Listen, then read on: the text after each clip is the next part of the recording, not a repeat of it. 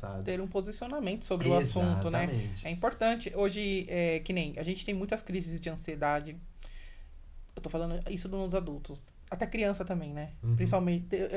Uma vez eu falei, gente, como é que uma criança tem crise de ansiedade? Tem, Tem. né? E os pais, às vezes eles estão nesse nível de ter também a crise de ansiedade, a depressão, que não estão atentos aos sinais da criança. Sim. E aí é onde começa, às vezes o professor chama, o tio chama e fala, olha, tem alguma coisa aqui nessa criança que precisa ser olhado.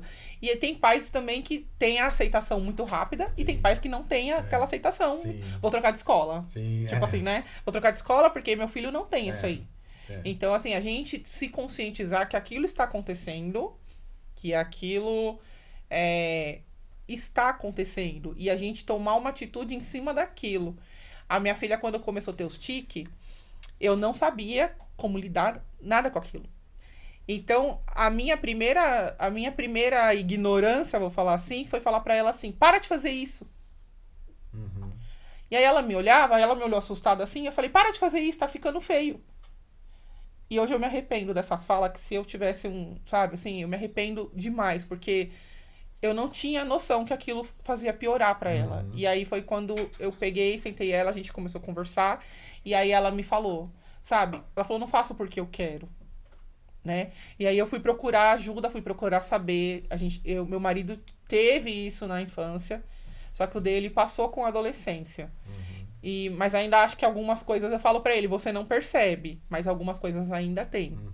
Então, assim, aí eu falei, não, eu tenho que ter essa cabeça muito aberta pra isso, pra receber, pra tratar, porque eu sou uma pessoa individual, sou um ser individual, ela é outro ser individual. Sim. Então eu tô vendo aquela situação dela e eu não vou fazer nada com aquilo. Sim. E ela tá sofrendo até um dia que nós estávamos no shopping e aquilo atacou de uma forma tão violenta que ela chegou a se bater na cadeira, assim, sabe?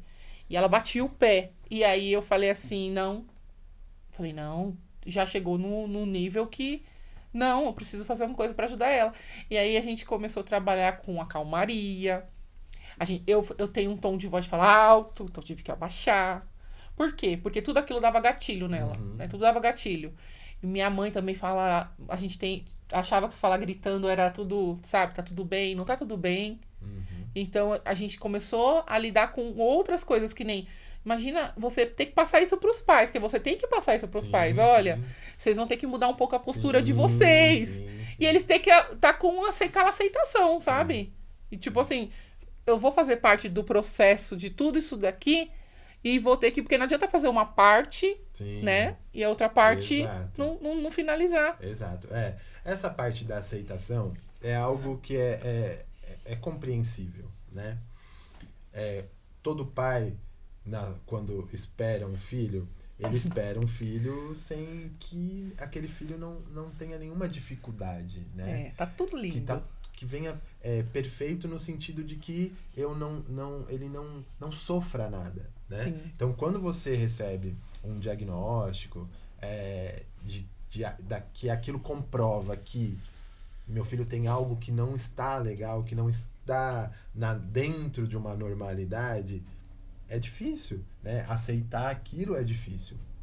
Então, até esse momento, a gente compreende, né?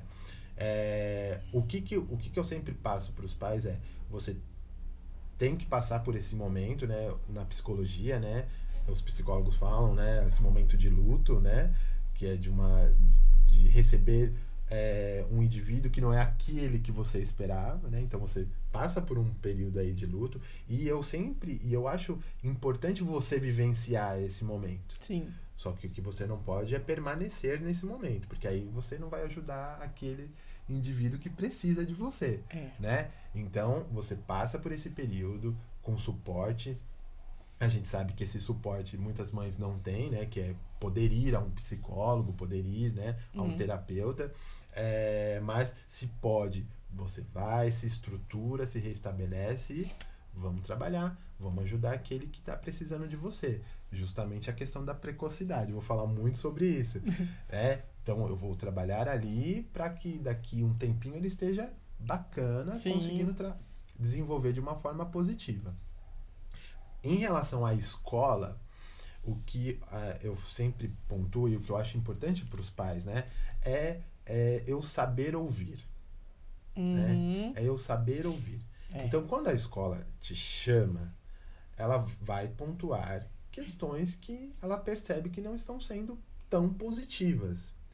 Então, a gente sabe que no primeiro momento, o pai não quer ouvir coisas negativas do seu filho, É. né? Ele quer ouvir coisas positivas. Mas nem sempre a gente vai ouvir coisas positivas na vida, né? Pra sempre, né? Pra sempre, Até... né? Então, assim, o medo dos pais é de fazer com que aquela criança se frustre, né? É o medo da frustração. Sim. Então, assim, só que a frustração, ela faz parte da vida, da Uhum. nossa vida, né? Enquanto criança, enquanto adulto, enquanto mais velho, ela vai fazer parte, porque é importante.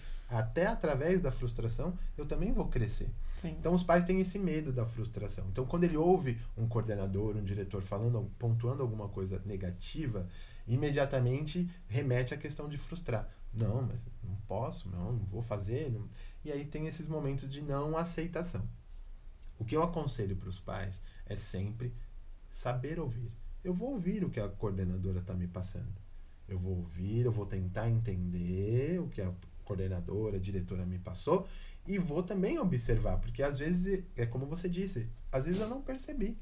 Às vezes aquele comportamento é um comportamento tão cotidiano, tão natural dentro da minha casa, que eu não percebo que aquilo é algo negativo.